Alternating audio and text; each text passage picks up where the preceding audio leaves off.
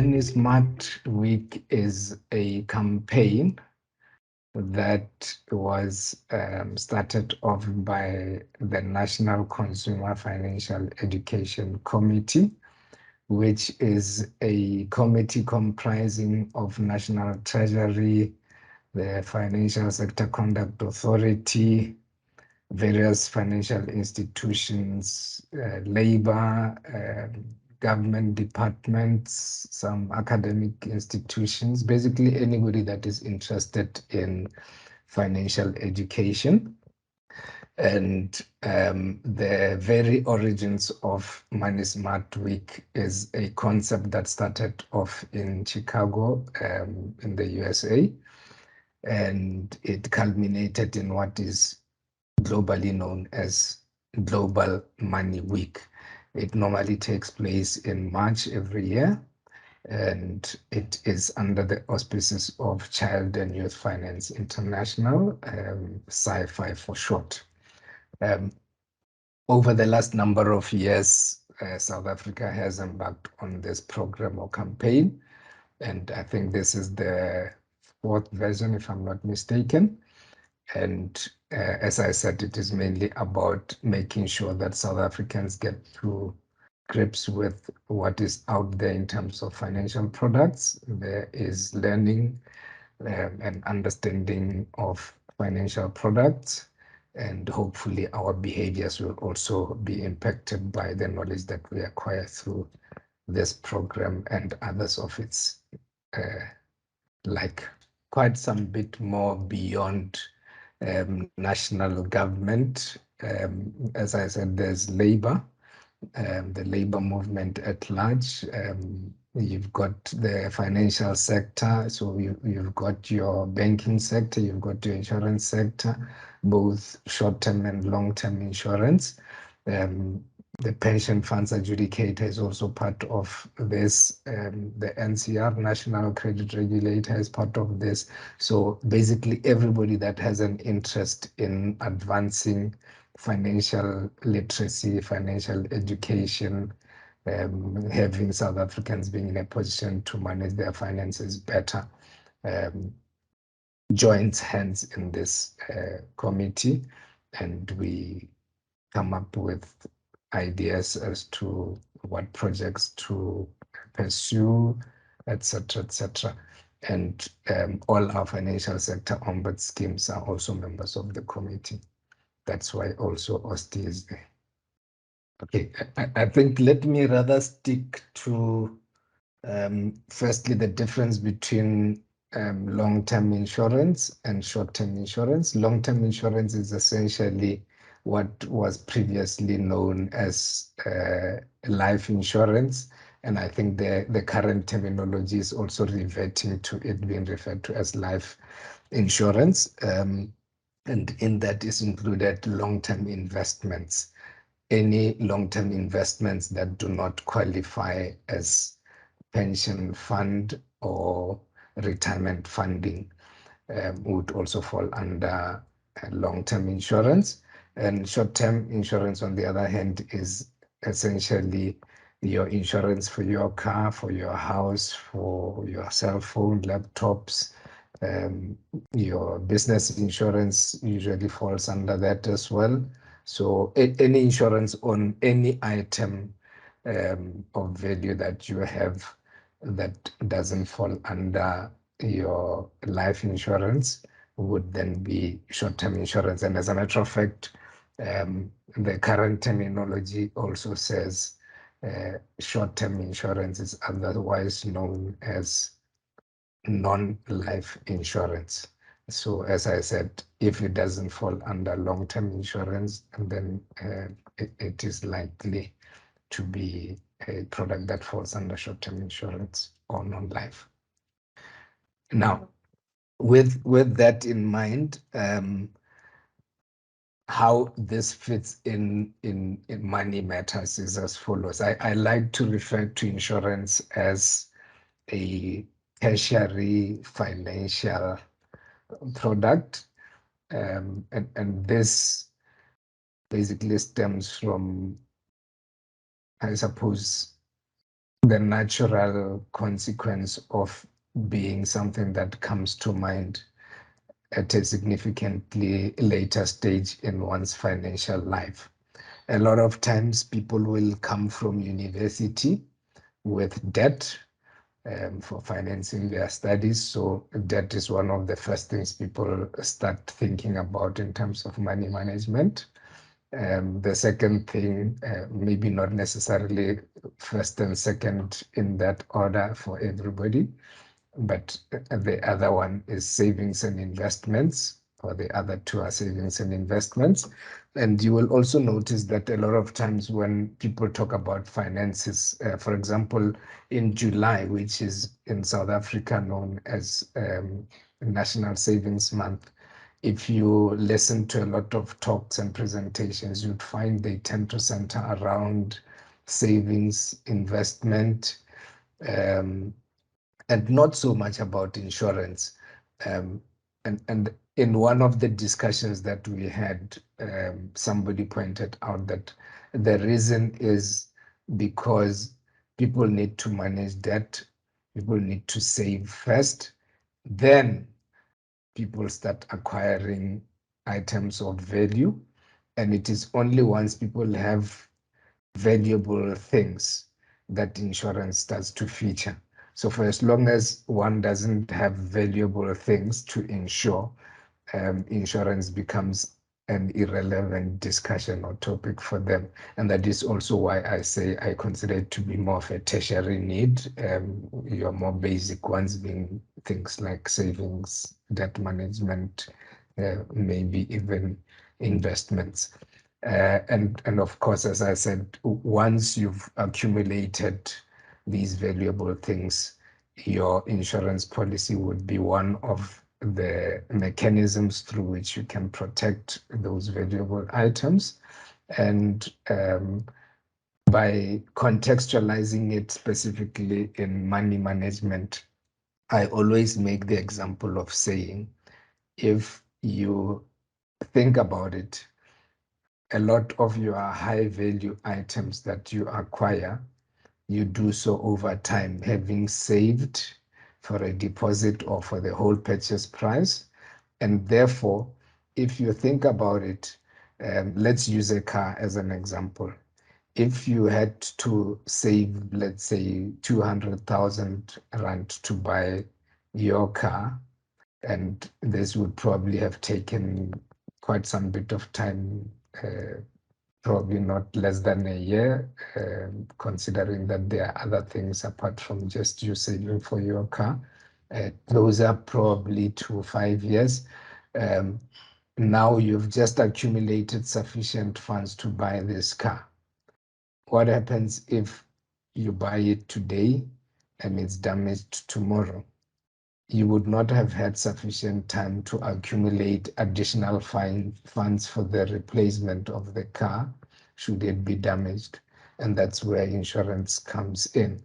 Um, if you have just bought it and you insured it, and it's then involved in an accident where your policy covers the loss or damage in question, the insurer could replace the car if the car is damaged to the extent that it requires replacement. If the car is stolen, the insurer could replace the car for you, and you would not have to wait another 5 10 years accumulating funds so that you can get your wheels back. And that is how your insurance policy also tends to work ultimately as some sort of a savings account. The benefit of it being that instead of waiting until you have sufficient funds, because you have simply pushed the risk to somebody else, being your insurance company. And should you suffer a loss that is covered in terms of the policy, they would then carry that loss for you and put you in a place as if you never suffered that loss in the first place. That would then eventually amount to you having saved that same 200,000 Rand, but maybe in the example that I've given you, in a day, which would be virtually impossible were it not for a product such as this. A very good question. Often at the Ombudsman's office, we get complaints where somebody's claim has been declined because they did not comply with this or that term of the contract. And the argument that they then raise is that, but I've been paying insurance without claiming for the last 10, 20, 30 years, whatever the case. And from that, one can then see that there is an understanding, or perhaps more correctly, a misunderstanding on the part of the consumer that says, I put in money and therefore I can withdraw money at some point. But that is not how your insurance policy works. Your insurance policy works on the basis that it is a risk transfer mechanism. So you're not paying premiums so that you can withdraw from this account that you think you're putting money into, but you're paying premiums in exchange for the risk that the insurance company undertakes. And the insurance company essentially promises you as the insured to say, if these conditions prevail, then you suffer a loss that is covered in terms of the contract that we have with you. Instead of you carrying that loss, we will do it for you. And essentially how the insurance company does this is by collecting the premiums of many and using those to pay claims of few. And obviously the balance then becomes the profits that the insurance companies would gain out of that business of carrying these risks. And from that, one can also see that you will only enjoy cover for things that are in line with the insurance company's promise. So if the insurance company promises that if you are driving, you have a driver's license, you are not drunk, and an accident happens in which your car is damaged, we will carry that loss for you. And all those things get to be ticked. You would be in a position to make a successful claim. On the other hand, if the same circumstances prevailed, except that the driver was drunk at the time of that accident, and the insurance company then relies on that, it would be well within its rights to not pay out that claim. And that is where, or rather how, your insurance, your short-term insurance product would work. Going back to the issue of it functioning as a savings kitty, even though it is not naturally a savings product. As I said, imagine you have just saved your 200,000, you bought yourself a car, you are involved in an accident, your car is written off. It is your fault, and you have written off another expensive car which belongs to a third party involved in that accident with you. That party is going to sue you, or at least demand that you pay for the loss that they have suffered. So let's say the value of that other car was 500,000. So suddenly you need 700,000 to replace your car and to replace the car that you damaged. And because you had just withdrawn all your savings for purposes of buying a car, you would not have the finances to do that, and that would mean for the rest of a significant while, at least, you would be accumulating funds to replace your own car and to replace the third party's car. On the other hand, if you enjoyed cover, your insurance company would then come and carry the loss on your behalf and also indemnify you. And by indemnifying, we mean take your position in relation to the liability claim that the third party would have against you, and to pay out, or rather replace, their vehicle on your behalf? Well, as we said, Money Smart Week is one of those programs that do exactly that. There are various other projects within the NCFEC context where a lot of members of the committee come up with individual and collaborative projects through which information is disseminated, through which information is shared with people, consumer education is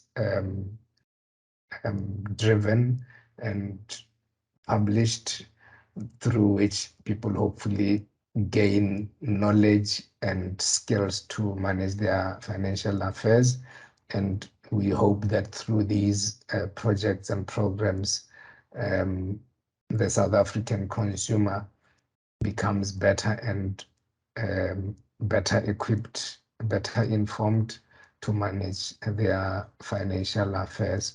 And hopefully that will also lead to our economy growing, because it is well known that economies where there is a savings culture, you also tend to find that there are better levels of growth, because from the savings of the people would then come about investments that are used to grow the economy, to generate jobs, etc., etc. So it starts with small things like your monthly debit order of 100 Rand savings, you getting rid of your debt, investing some of the savings that you've got so that they grow over a longer period of time.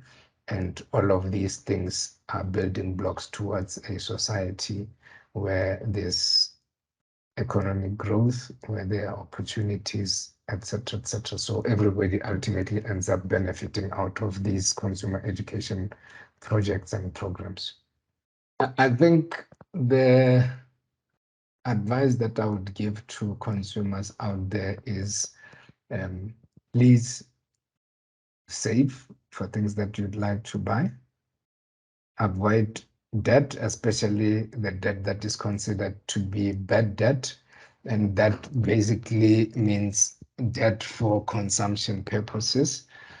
If you have to incur debt, it must be on things of value, like your own education, like buying things like a house, like educating your children. Um, Sometimes even buying a car can be a good debt to incur if it is going to be helping you to get to your job, if that car is going to be something you use to generate an income. Um, so whenever one goes into debt with an understanding that that is with the objective of creating more money in the future, that is probably good debt to still explore. But otherwise, debt is something to be avoided.